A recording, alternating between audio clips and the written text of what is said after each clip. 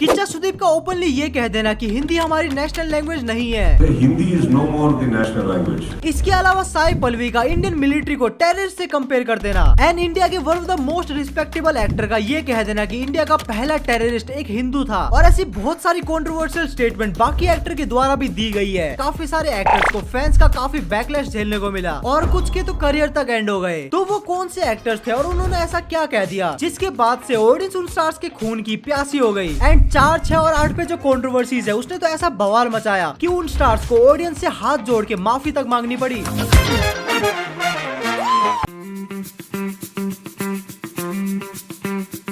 Okay, तो सबसे पहले बात कर लेते हैं हमारे विजय देवरकोंडा भाई साहब के बारे में। इनको most hated star of Telugu cinema भी कहा जाता है और उसका एक मेजर रीजन है नहीं इनकी एक्टिंग नहीं। एक्टिंग में तो ये अर्जुन रेड्डी और वर्ल्ड फेमस लवर जैसी मूवी देने के लिए जाने जाते हैं। विजय देवरकोंडा को आप तेलुगु इंडस्ट्री का male version of Kangana Ranaut भी बोल सकते हैं क्योंकि भाई साहब की हरकतें ही ऐसी है। अपने मेरा मतलब अपने देवरकोंडा भाई साहब कब कहाँ और क्या बोल दे उनके फैंस हेटर इवन वो खुद नहीं जानते। बात है अर्जुन रेड्डी रिलीज होने के पहले की। ये भाई साहब मूवी के रिलीज होने से पहले हल्ला मचाना शुरू कर देते हैं कि मेरी मूवी हिट तो छोड़ो, सुपर हिट तो छोड़ो, ब्लॉकबस्टर होगी ब्लॉकबस्टर। एक सेकंड के लिए तो हमारे वांगा भाई साहब टेंशन में आ गए कि अरे भाई बस कर, अगर मूवी गलती से फ्लॉप होगी ना तो बहुत बेइज्जती होगी। I would like to apologize to nobody because I don't give a वो खुद 8 बरस का हो गया है, लेकिन उसका दिमाग 2-2.5 साल की बच्ची जितना है। पैसों का गिव अवे करना, खुद को आई एम द बेस्ट बताना और यहाँ तक कह देना कि हमको दूसरा साउथ स्टार मत समझो, हम अलग है। और यही नहीं, फेमस क्रिटिक अनुपमा चोपड़ा जी के साथ डिस्कस करते हुए भाई साहब ये तक कह देते हैं कि इस देश में हर किसी को वोट देने का अधिकार नहीं होना चाहिए। जो लोग एजुकेटेड है, जिन लोगों में समझ है वोट देने की, सिर्फ उनको ही वोट देना चाहिए। साथ ही साथ उन्होंने ये भी कहा कि मैं उस इलेक्शन में पार्ट नहीं लूंगा जिसमें नेता लोग पैसा और खम्मा, मेरा मतलब दारू देकर अपना वोट खरीदते हैं। So I don't even think everybody should be allowed to vote because they don't even know who they're voting for, why they're voting for. So I won't stand in an election where when people stop voting for alcohol and money and stuff, like I'm not going to stand in an election like that. भाई साहब ने जिंदगी में शायद पहली बार अच्छी बात की है। देखो, भेड़ की चाल में कुछ लोग शेर बनने की ट्राई जरूर करते हैं लेकिन बाद में वो ढेर हो जाते हैं। साउथ इंडस्ट्री के स्टार्स को उनकी humbleness, less speaking and down to earth nature की वजह से जाना जाता है। लेकिन देवरकोंडा भाई साहब हर बार कुछ ऐसी स्टेटमेंट दे देते हैं जिसकी वजह से वो लाइमलाइट में तो रहते हैं लेकिन जम के ट्रोल भी होते हैं। एंड लाइकर पिटने के बाद लोगों ने एज एक्सपेक्टेड इनको जम के ट्रोल भी किया कि अरे आई एम द बेस्ट कहने वाले मूर्ख। हमने एसआरके जैसे सुपरस्टार को नहीं छोड़ा जिसकी जीरो पिटने के बाद हमने उसको जम के ट्रोल किया। तो तू कौन सी खेत की गाजर है बे? तू मुझे गलत मत बोल। एक ये आदमी है जो कि चुप ही नहीं होता और एक है अजय देवगन जिनको सिर्फ 2 चीजों के लिए जाना जाता है। एक है रीमेक को आलू की तरह छीलकर अपनी सब्जी में डालकर ब्लॉकबस्टर बना देना और दूसरा है काफी कम बोलकर अपनी नशीली आंखों से एक्टिंग करना। वैसे अगर मुंह में गुटखा हो तो बंदा बोले ही कैसे। लेकिन बात है 2022 की, जब हमारे सिंघम भाऊ को इतना गुस्सा आया कि उन्होंने अपना गुटखा थूक कर एक एक्टर को उसकी औकात दिखा दी थी।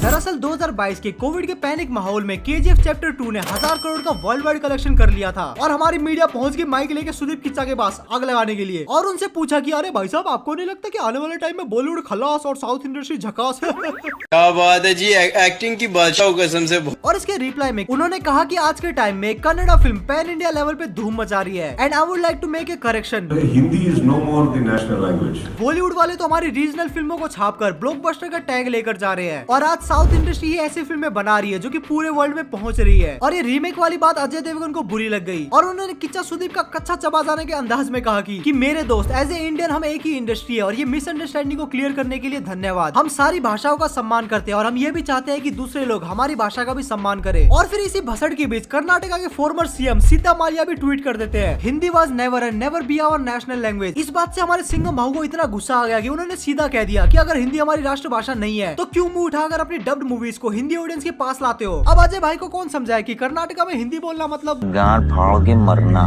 फ्रीडम ऑफ स्पीच यानी अभिव्यक्ति की, बोलने की आजादी एक ऐसी पावर है जिससे आप किसी भी रिलीजन, कास्ट या फिर सीएम पीएम को मतलब किसी को भी गाली दे सकते हो, उल्टे सीधे स्टेटमेंट दे सकते हो और कोई भी आपका कुछ भी नहीं बिगाड़ सकता। हाँ बिल्कुल ऐसा ही है क्योंकि जब इन्हें जेल होने वाली थी तब इन्होंने कह दिया कि हमारी फ्रीडम ऑफ स्पीच को दबाया जा रहा है। तुम्हारे क्या ओपिनियन है इस बारे में मुझे कमेंट सेक्शन में जरूर बताना। वेल, अब हम ऐसे एक्टर के बारे में बात करने वाले हैं जिन्होंने ऑफ स्क्रीन जब भी मुंह खोला तब निशाने पे लगा कंट्रोवर्सीज का गोला। वाह वाह।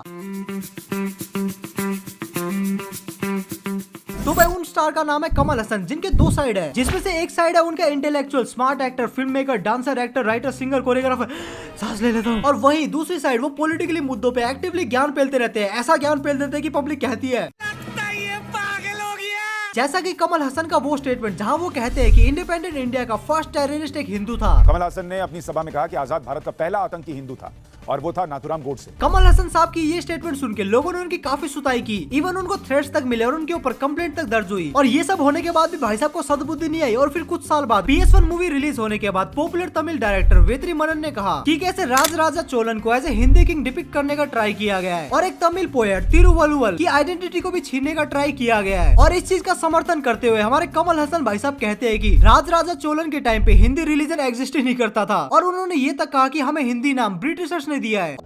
அப்படி வைணவம்னு இருந்தது, சைவம்னு இருந்தது, சமணம்னு இருந்ததே தவிர அது வெள்ளக்காரங்க நமக்கு வச்ச பேர்.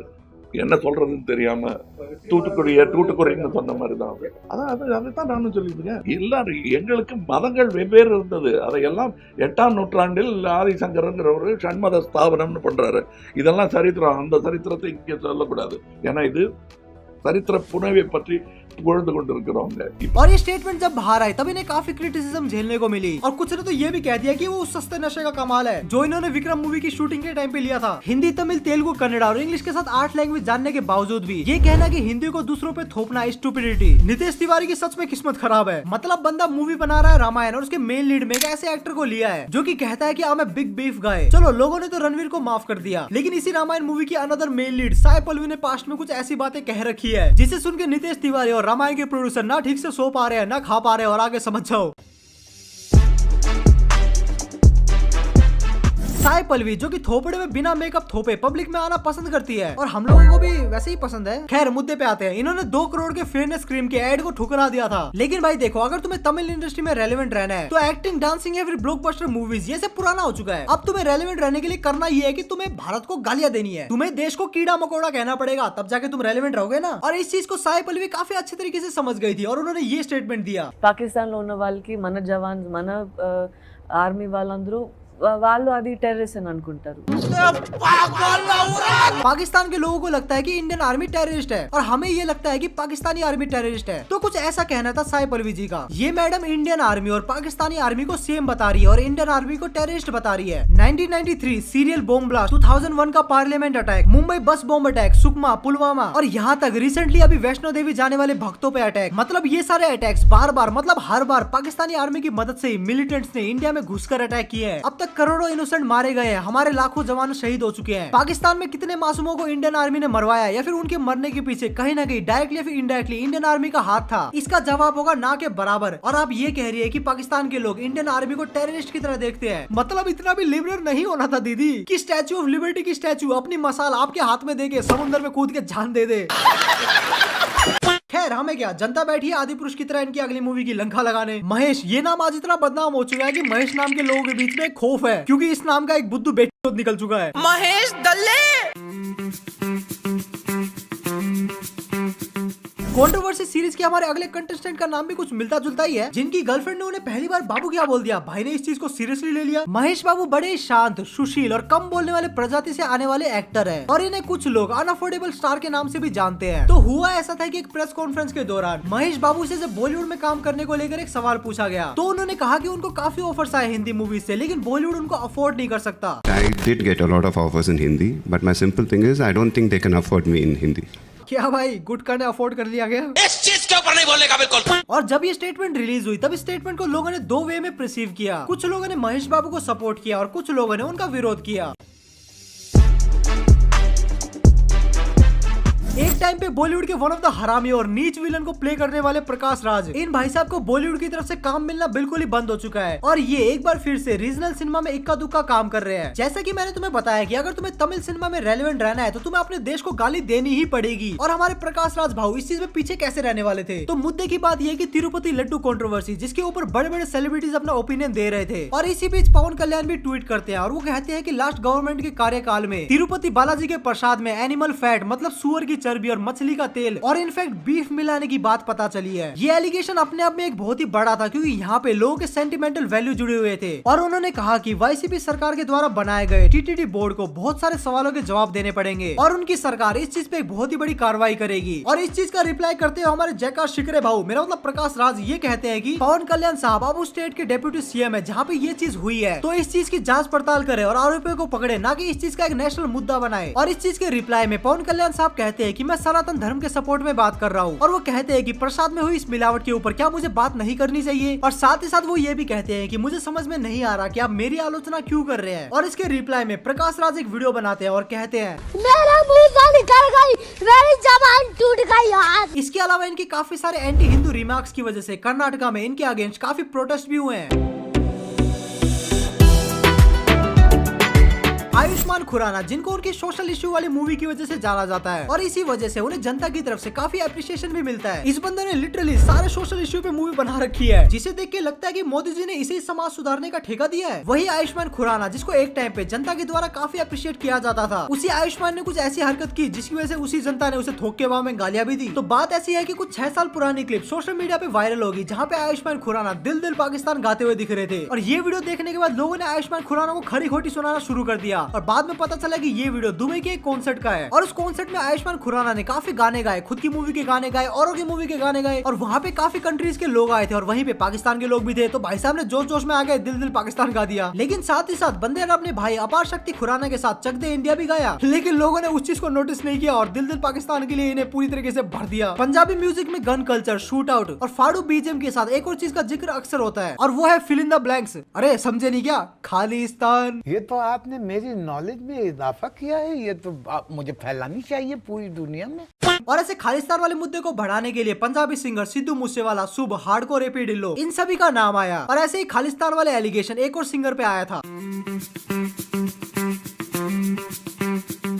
देखो बात है फार्मर प्रोटेस्ट के टाइम पे, जब ट्विटर पे कंगना और दिलजीत कुत्ते बिल्लियों की तरह आपस में लड़ रहे थे। अब वो क्यों लड़ रहे थे इसके लिए मेरी ये वाली वीडियो देख लेना। लड़ाई के बीच में पता नहीं हमारी कंगना मैडम को क्या मस्ती सूझी और उन्होंने डायरेक्टली दिलजीत को खालिस्तानी बता दिया और इवन लास्ट में बोल दिया कि दिलजीत अगर तुझमें हिम्मत है तो बता दे तू खालिस्तानी नहीं है। शुरू में तो दिलजीत ने इस मामले में कुछ नहीं कहा और एक समझदार आदमी की तरह इस चीज को इग्नोर किया, लेकिन जब कंगना रनौत इस मुद्दे को टीवी पे ले आई तब दिलजीत पाजी ने भी ट्वीट्स की लाइनें लगाना शुरू कर दिया और कहा कि मुझसे पूछ, मैं तुझे जवाब दे दूंगा और ये क्या ड्रामा हो रहा है। और ये भी कहा कि हम देश की बात कर रहे थे, पंजाब की बात कर रहे थे, लेकिन आप तो इस चीज का कोई और ही एंगल देने का ट्राई कर रही हो। और ये जो भी बात मैं तुम्हें बता रहा हूँ ये सब बातें दिलजीत पाजी ने पंजाबी में लिखी थी। और अगर इस कंट्रोवर्सी में ऑडियंस के रिएक्शन की बात करें तो मेजोरिटी ऑफ पब्लिक दिलजीत पाजी के साथ थी, लेकिन अभी रिसेंटली दिलजीत पाजी ने एक ऐसी कंट्रोवर्सी को हवा दे दी है जिसकी वजह से ऑडियंस उनसे काफी नाराज हो चुकी है। लुधियाना कांग्रेस एमपी रवनीत सिंह बिट्टू ने दिलजीत दोसांझ के 2014 में एक सॉन्ग रंगूत को पंजाबी यूथ को भड़काने वाला बताया और दिलजीत को खालिस्तानी मूवमेंट का लीडर गुरपतवंत पन्नू का सपोर्टर बताया। लेकिन दिलजीत पाजी ने इन सभी एलिगेशंस को गलत प्रूव करके खुद को इंडिया के लिए लॉयल बताया। लेकिन मैनचेस्टर में दिलजीत के कॉन्सर्ट में एक पाकिस्तानी फीमेल फैन भी आई हुई थी जिसको उन्होंने एक गिफ्ट भी दिया और इनफैक्ट उन्हें स्टेज में भी बुलाया और वहाँ पे खड़े होकर कहा कि मेरे लिए पाकिस्तान और इंडिया दोनों सेम है। हिंदुस्तान पाकिस्तान साडे लिए तो सारे एको ही है,